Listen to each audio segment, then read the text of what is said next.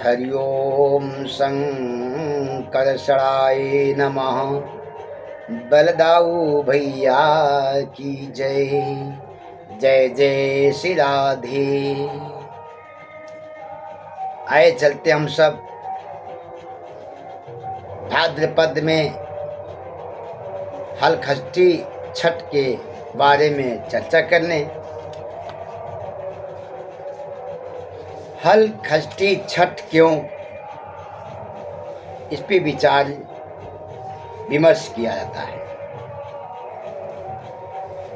भगवान कृष्ण के 2 दिन पूर्व दाऊ जी के जन्म दिवस होती है और जन्मदिन पे दाऊ जी अपने हल को पूजन पाठ करके उसे अच्छे तरीका से टीक करके रख दिए थे। दाऊ जी के हल रखते ही कोई भी किसान हल का उस दिन प्रयोग नहीं किया।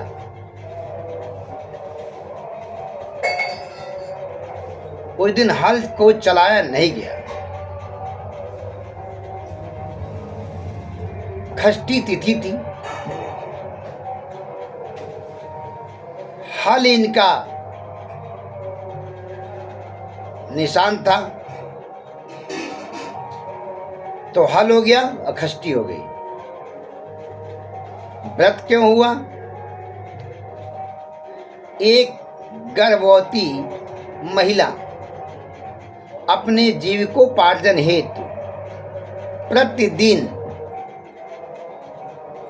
दूध का व्यापार करती थी और वो उस दिन भैंस के दूध का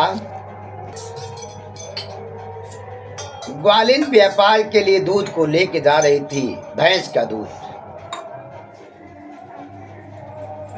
और उस दिन जिन जिन घरों में दूध का वितरण करती थी, इनके घर उतने आवश्यकता अनुसार दूध पर्याप्त रूप में नहीं था।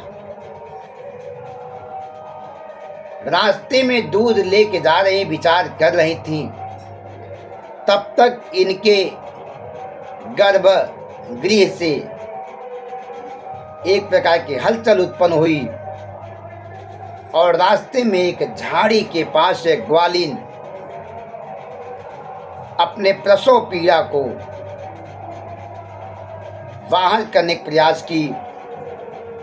किसी तरीका से ईश्वर कृपा से इनका प्रसव बड़ा सुगमता से हुआ और एक कपड़े में अपने उस बच्चे को लपेट करके दूध का वितरण करने चल दी। स्थिति देखिए, वह दूध भी अशुद्ध हो गया क्योंकि प्रसव पीड़ा काल में ये दूध वितरण करने की चल दी और दूध था इनके पास कम।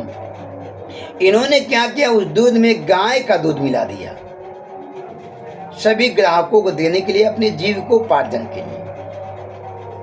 गाय माता इससे रुष्ट हो गई कि भैंस का दूध तो मिलाई थी और उसमें मेरा दूध मिला करके, और सबसे ये कहने लगी ये दूध भैंस का है। ये दूध किसका है? भैंस का है। अब इन्होंने दूध वितरण करने के बाद वापस आई उसी झाड़ी के पास जहां से अपना प्रसव का त्याग किया था। एक लड़का बहुत सुंदर था, लेकिन वह लड़का उस वक्त मृतक स्थिति में पड़ा था। तुरंत इनको ये समझ में आ गया कि मैंने आज खष्टी तिथि के दिन बहुत ही गलत काम कर दिया है। एक तो मैं झूठ बोली हूँ, दूसरा प्रसव पीड़ा में लोगों को दूध पहुँचाई हूँ, इसी का पाप है। तो इन्होंने झाड़ी से तुरंत हट करके सर्व समाज के बीच में अपने गलती को स्वीकार किया और चिल्ला चिल्ला लोगों से कही, मैंने आप लोगों के साथ धोखा किया है, मैंने आप लोगों से झूठ बोला है, मेरे झूठ और मेरी गलती को आप लोग क्षमा करें। भगवान इससे प्रसन्न होकर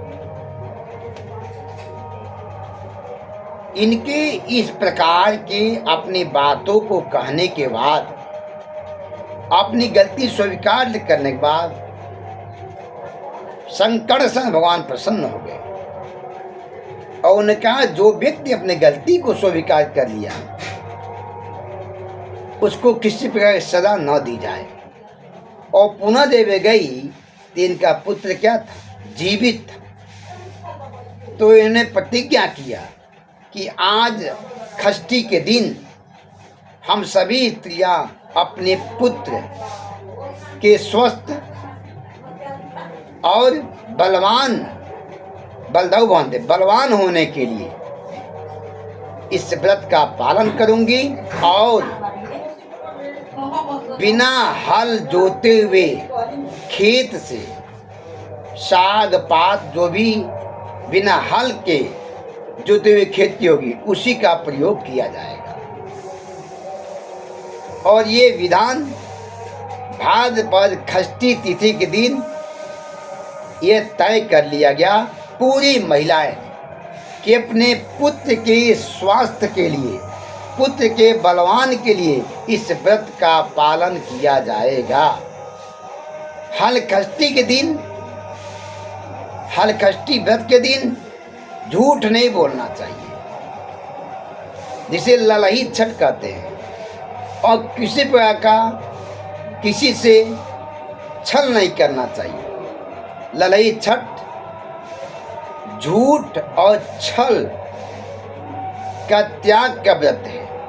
जो बिना छल के बिना झूठ के इस व्रत का नियमानुसार पालन करेगा उसके पुत्र स्वस्थ और बलवान होंगे।